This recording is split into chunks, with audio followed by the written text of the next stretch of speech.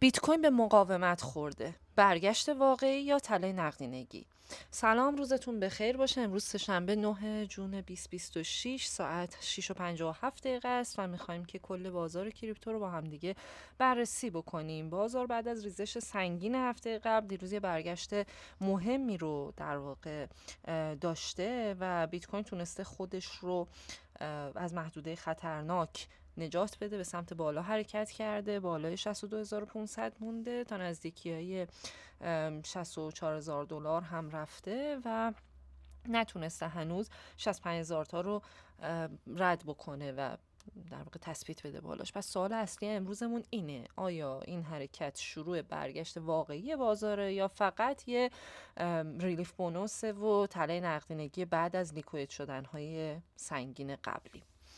مثل همیشه امروز میخوایم بریم سراغ چارت بیت کوین و بعد توتال ها، دامیننس بیت کوین و تتر و سولانا و اتریوم رو بررسی کنیم. بعدم بریم سراغ داده هایی که توی اوپن اینترست کلاس نوت داریم و لیکویدیشن هیت مپ رو ببینیم و ETF ها و ماکرو داده ها رو هم با هم دیگه بررسی کنیم. خب اگه یادتون باشه دیروز گفتیم که اگر بتونه بالای 62500 تا بمونه به سمت 64000 تا و 65000 تا میره. همین اتفاق هم افتاده و تا 64234 هم رفته، اما $65000 رو نتونسته بگیره دوباره. در واقع که بخوام دقیقش رو بگم 64807 اگر موفق بشه بالای 64807 کندلی رو ببنده و تثبیت بده این بالا، ما میتونیم انتظار بالا رفتن رو داشته باشیم 67225 و بعد از اون 69672 رو ببینه. و همچنان هم این ریسک وجود داره که اگر 62500 رو، یا بهتره بگم 62253 تا $61000 رو، 61150 رو از دست بده، باید انتظار داشته باشیم که یک دور دیگه به سمت پایین بیاد و حمایت مهم ما در حال حاضر $59000. پس یه جنبندی بکنم تا همین جای بازار. الان 62800 و کندل ما هم نشانه های برگشت داره، هرچند که هنوز نیم ساعتش مونده. اگر موفق بشه همینطوری اینجا رو حفظ کنه و نگه داره و به سمت بالا بره، خب باید بتونه برای اینکه ما صعود رو ازش ببینیم و برای اینکه تاییدیه داشته باشیم برای اینکه رشد بیشتری خواهد کرد، بالای 64750 باید کندل ببنده و کندل خوبی با مومنتوم خوبی ببنده، فول بادی ببنده ترجیحاً. اگر صرفاً با یک شادو باشه، یعنی داره فقط نقدینگی های بالا رو شکار میکنه و بعد داره به سمت پایین حرکت میکنه که خب تارگتش مشخصه، طبیعتاً 59000 تا و بعد از شکست 59000 تا 58000 تا و 55500 تا خواهد بود. اگر که موفق شد با بدنه ببنده، تارگت های بالا رو خواهیم داشت. پس الان جایی هستیم که جای تصمیم گیریه. هنوز هم توی یک بازه رنج قرار داریم بین 62500 تا 64800 تا. خب این از این. بریم سراغ چارت توتال که کل مارکت کپ رو به ما نشون میده که بخوایم ببینیم مثلا آیا نقدینگی داره وارد میشه. به صورت کلی توتال تونسته خودش رو حفظ بکنه، همچنان هم تو محدوده 2,100,000,000 تا 2,150,000,000 قرار گرفته، اما 2,100,000,000,000 میلیارد تا 2,150,000,000,000 قرار گرفته و به نظر میاد داره یه کف کوتاه مدتی درست میکنه. چه زمانی میتونم با قطعیت بگم که خب دیگه من خیالم راحته و قطعا این دیگه رو به بالا حرکت خواهد کرد؟ زمانی که حداقل یه کندلی رو بتونه بالای 2.21 و در نهایت 2.3 ببنده. این 2.3 برام حتی اهمیتش بیشتره. اگر بتونه کندل به اونجا رو پس بگیره، خب من میتونم بگم که کلا نقدینگی داره وارد بازار میشه. در غیر این صورت اینا صرفا برگشتای موقتی بعد از در واقع نزولایی هست که هفته گذشته شاهدش بودیم. پس امروز مهمه برای ما که آیا این سطح رو حفظ میکنه، هنوز بالای 2.1 میمونه یا خیر. اگر بمونه و برگشت به ما بده، همچنان میتونیم انتظار داشته باشیم که یه سود، یه در در واقع کفسازی اتفاق بیفته. اما اگر بشکنه سطح رو، ما منتظر نزول‌های بیشتر خواهیم بود. با بسته شدن کندل هم بالای 2.3 تاییدیه قوی برای برگشت پول به بازاره. پس از وضعیت ترسی که هفته گذشته به وجود اومده بود خارج شدیم، اما هنوز وارد یه ساختار سودی کامل نشدیم. بریم سراغ توتال 2 که وضعیت آلت کوین ها رو بدون بیت کوین به ما نشون بده، ببینیم بازار بدون بیت کوین در چه حاله. کلیت چارت ها رو که داریم نگاه میکنیم همگی یه برگشتی دارن و همگی روی ناحیه مقاومتی که اکثرا اوردر بلاک های مخفیشون هست یه واکنشی نشون دادن. همچنان اینجا هم برای ما اگر که بالای 866 باقی بمونه میگیم داره کفسازی میکنه و اگر موفق بشه بالای 1 تریلیون، اینجا خیلی برامون مهمه چون هم عدد روانیه هم یک ناحیه مقاومتی اساسی روی چارت به حساب میاد. اگر بالای 1 تریلیون دلار بیاد که فبها اصلا عالی ترین حالته. در غیر این صورت تا زمانی که موفق نشده 900 میلیارد رو پس بگیره، از نظر من هنوز ما خیلی صعود اساسی نداریم. این ناحیه مهمیه برامون و زمانی میتونیم بگیم که آمادگی برای آلت سیزن داره اتفاق میفته که حداقل توتال بتونه بیاد بالا این و دامیننس بیت کوین، دامیننس تتر نزولی بشن. خب بریم سراغ توتال 3 که آلت کوین های ریسکی تر رو در واقع به ما نشون میده. توتال 3 به اندازه توتال و توتال 2 قوی به نظر نمیاد، یعنی کندل های برگشتی که داریم میبینیم کندل های برگشتی محکم تر، یعنی یه جورایی هنوز هم بالای 670 هست، 672 هست. تا اینجا خوب شرایط و اگر بتونه همچنان اینو حفظ کنه انتظار داریم که بالاتر بره. تا زمانی که بالای 700 میلیارد نیامده عملا نمیشه گفت که شرایط برگشت قوی اتفاق افتاده. هنوز اینجا ناحیه مقاومتی اساسی براش میتونه باشه. بنابراین من اینا رو پاکشون کنم و بریم سراغ این ناحیه. بنابراین تا زمانی که 700 رو پس نگرفته که خب هیچی، صرفاً میشه گفت یه برگشت موقتیه. اگر 700 رو پس گرفت ما میتونیم بگیم که سرمایه داره وارد بازار میشه و زمانی میتونیم بگیم موج آلت سیزن اساسی داره شروع میشه که 755 رو پس گرفته باشه. پس هنوز ما ورود سنگین نداریم، هنوز چیزی به عنوان آلت سیزن نداریم و فعلا در حال یک بقا به حساب میاد، در حال کفسازی. بریم سراغ دامیننس بیت کوین و ببینیم که دامیننس بیت کوین در چه حاله. خب دامیننس بیت کوین هنوز داره زیر ناحیه مقاومتی رنج میزنه، یه جورایی انگار داره یه الگوی مثلث صعودی رو برای ما ایجاد میکنه، اما تا زمانی که بالای 59.10 نرفته همچنان هم احتمال نزول بیشترش رو میتونیم بدیم تا زمانی که در واقع الگو رو نشکسته. فعلا داره اینجا رنج میزنه، احتمال شکستش رو هم من میبینم. خب این داره به ما چی رو میگه؟ اگر شکسته بشه و دامیننس تتر هم همزمان پایین بیاد، بیت کوین رشد کنه، این نشون میده که اوکی سرمایه داره وارد بیت کوین میشه بیشتر و همچنان اعتماد به بیت کوین بیشتر هست. اگر که نه پایین بیاد، دامیننس تتر هم پایین بیاد و بیت کوین رشد کنه، نشون دهنده اینه که بازار داره به صورت کلی سرمایه رو وارد آلت کوین ها هم میکنه و اعتماد به آلت کوین ها بیشتر هست. فعلا نشونه از آلت سیزن که نداریم در حال حاضر و احتمال این که بیاد ناحیه مقاومتی رو بشکنه به سمت بالا بره بیشتره. این که این یعنی این که احتمالاً اگر هر اتفاقی هم بیفته در صعودها بیت کوین نتیجه بهتری خواهد داشت. دامیننس تتر رو هم ببینیم. خب دامیننس تتر دیروز هم باز دوباره پایینتر اومده و بعدم شروع کرده رنج زدن.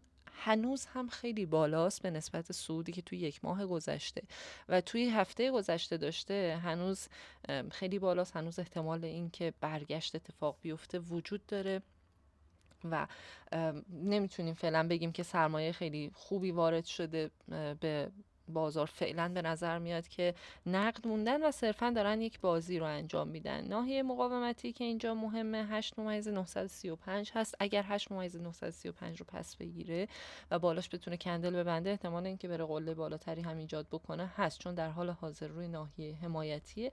یه برگشتی رو ناحیه حمایتی داره، یه واکنش در واقع واگرای مخفی هم داریم میبینیم. بنابراین ممکن هست که بازار امروز یه اصلاح کوتاهی رو داشته باشه و بعد ادامه بده به مسیر صعودی. پس فعلا بازار هنوز ریسکیه و نمیتونیم بگیم که صعودهای اساسی شروع شده. خب بریم سراغ اینکه چه اتفاقی میفته. من فقط یه یادآوری هم بکنم، اگر که امروز بیت کوین بالای 62500 بمونه و دامیننس تتر هم شروع کنه به پایین اومدن، اون وقت بیت کوین میتونه که رشدی داشته باشه، ولی فعلا تا جایی که داریم میبینیم فعلا نمیشه تصمیم گیری کرد راجبش، نمیتونیم به قطعیت بگیم این اتفاق میفته. باید ببینیم وضعیت چطور. کندل های فعلی تاییدیه کاملی برای ما ندارن. بریم سراغ اتریوم. اتریوم پایینتر برای کسایی که میخوان سرمایه گذاری بکنن پایینتر هنوز جا داره، یعنی در تایم فریم روزانه بخوایم بررسی بکنیم هنوز جای این که بخوایم پایینتر هم بیایم وجود داره.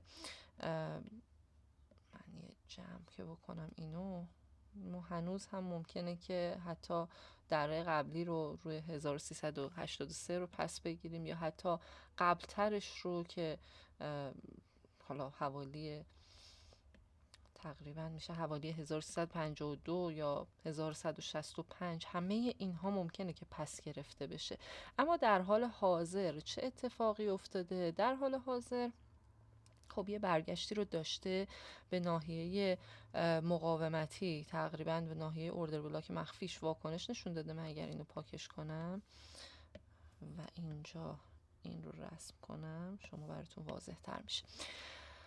واکنش نشون داده و الان ممکنه برگرده. اگر همچنان بتونه 1604 تا 1635 رو حفظ بکنه، احتمال بالا رفتن رو داره و تا زمانی هم که موفق نشه بالای 1790 کندلی رو ببنده، همچنان نمیتونیم بگیم که ادامه صعود اتفاق خواهد افتاد. اگر موفق شد اون بالا کندلی رو ببنده، تارگت 1804 1882 و احتمالاً 1959 رو داره. برای صعودهای اساسی تر اعداد و ارقام بالاتری رو باید ببینه.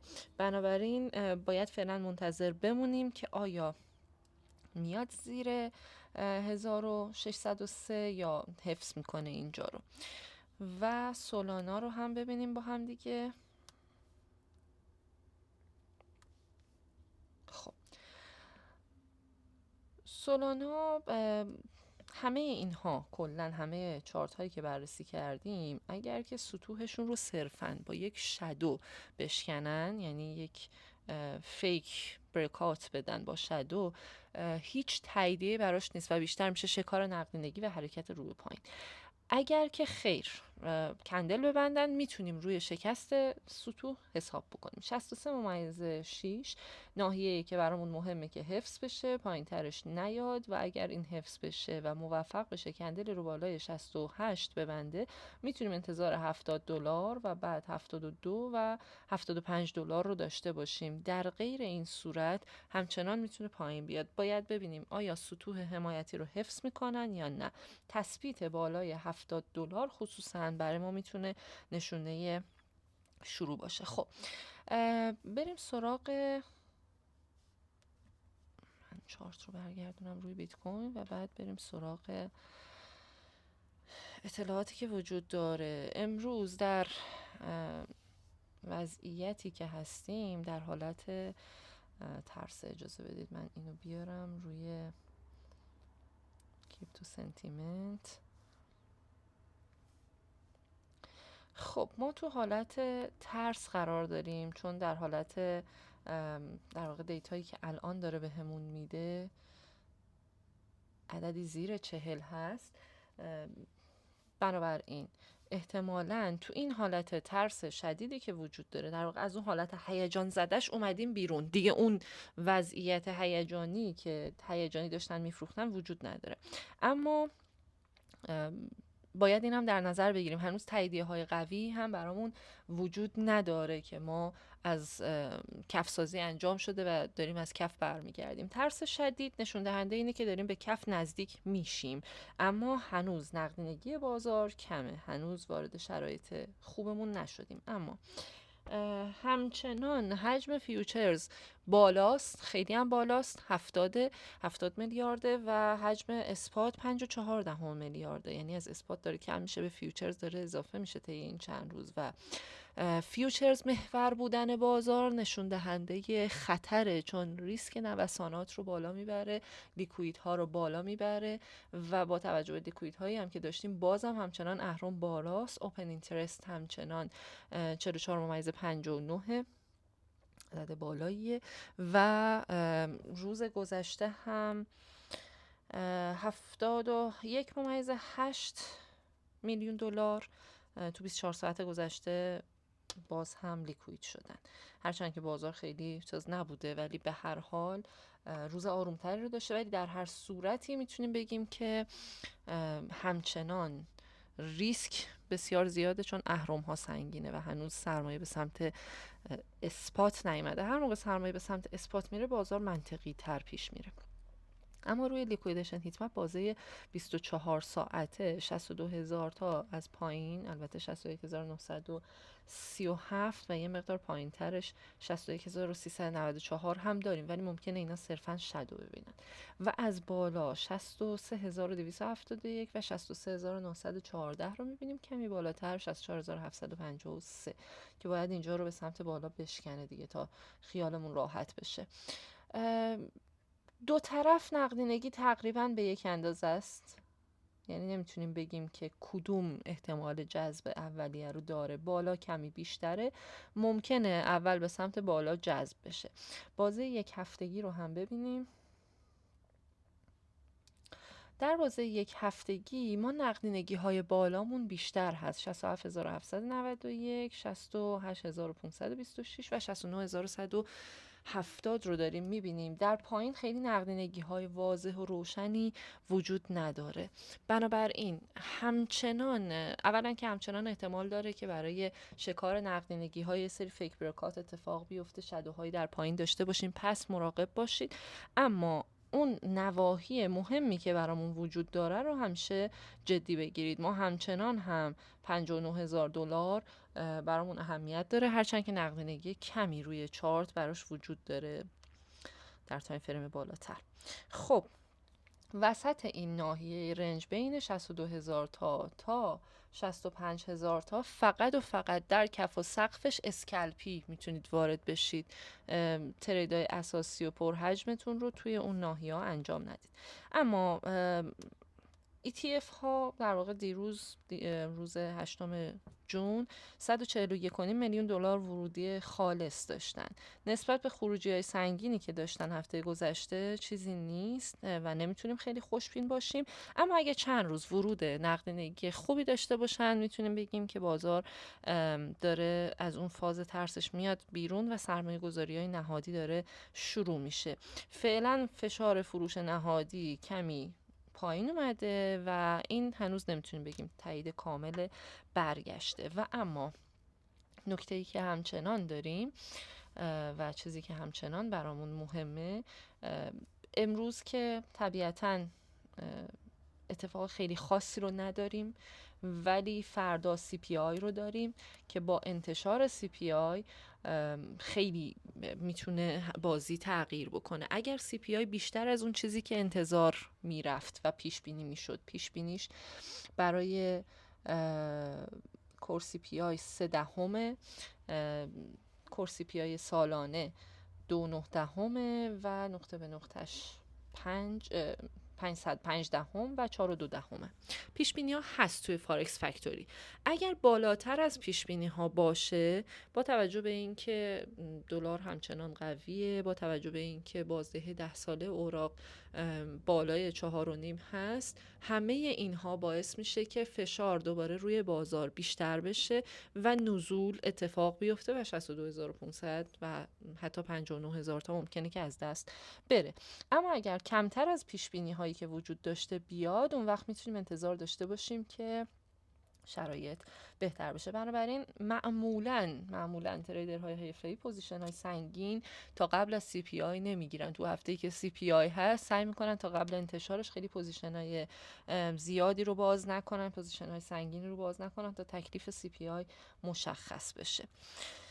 خب جنبندی اگر بخوایم بکنیم اینکه همچنان توی یک ناحیه رنجی بین 62500 تا 64750 هستیم و زمان سناریوی نزولیمون فعال میشه که 62500 از دست بره و بعد بیاد زیر 61000 دلار و سناریوی سعودی وقتی که بالایش از 4750 دلار تثبیت بده بتونه به سمت بالا حرکت بکنه. این وسطش هم که رنج و شکار نقدینگی ها به حساب میاد و یادتون باشه اینا تحلیل و دیدگاه منه، سیگنال خرید و فروش نیست و ممکنه خطا داشته باشه. هدفمون اینه که بدونیم نقدینگی کجاست، پول بزرگ چه رفتاری داره و بازار برای حرکت بعدی چه شرطایی رو خواهد داشت.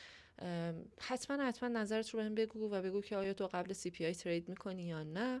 برام نظرت رو کامنت کن. اگر ویدیو برات مفید بوده لایک نره. امیدوارم که روز پرسودی داشته باشید.